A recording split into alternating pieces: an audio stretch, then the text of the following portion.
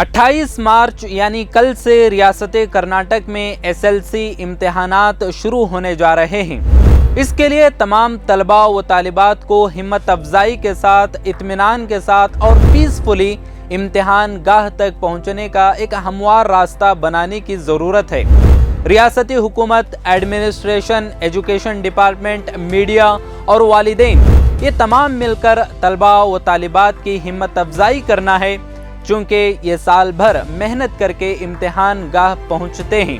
Karnataka high court और रियासती हुकूमत की तरफ से जो भी ऑर्डर्स और डायरेक्शंस आए हैं, इसमें क्लियर बताया गया है कि जिन इंस्टीट्यूशन में यूनिफॉर्म है वो तलबा अपनी यूनिफॉर्म के साथ इम्तिहान गाह पहुँचेंगे।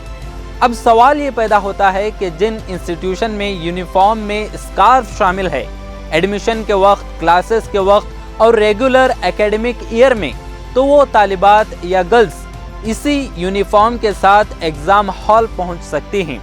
इस बात को वाज़ह करते हुए दक्षिण कन्नड़ ज़िला के DC ने सर्कुलर जारी करके बिल्कुल वाज़ह अंदाज में ये बता दिया, और यही क्लैरिटी रियासत के तमाम ज़िलों के एग्ज़ाम सेंटर्स में, तमाम कॉलेजेस में भी आना ज़रूरी है।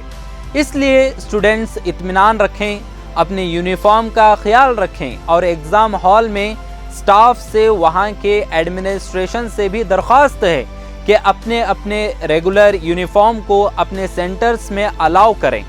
इंटरिम ऑर्डर में जिस तरीके की परेशानियाँ खड़ी हो गई थीं, इंतशार पैदा हो गया था, उस तरह की कोई भी हरकत इम्तिहान गाह में नहीं होनी चाहिए। एग्ज़ाम लिखने वाली कोई भी तालिबा को किसी भी तरह की दिक्कत का सामना ना करना पड़े, हमें इसका भी ध्यान रखना चाहिए। इसलिए कॉलेज के एडमिनिस्ट्रेशन, HM और प्रिंसिपल को चाहिए कि वो अपने अपने स्कूल के यूनिफॉर्म को प्रिस्क्राइब करें। साल भर जिसको पहनकर स्टूडेंट्स हाजिर होते रहे, इस सर्कुलर के ज़रिए, ईमेल के ज़रिए या नोटिस के ज़रिए एग्ज़ाम सेंटर्स को वाज़ह कर दें, ताकि तलबा को किसी किस्म की परेशानी या कन्फ्यूजन ना हो।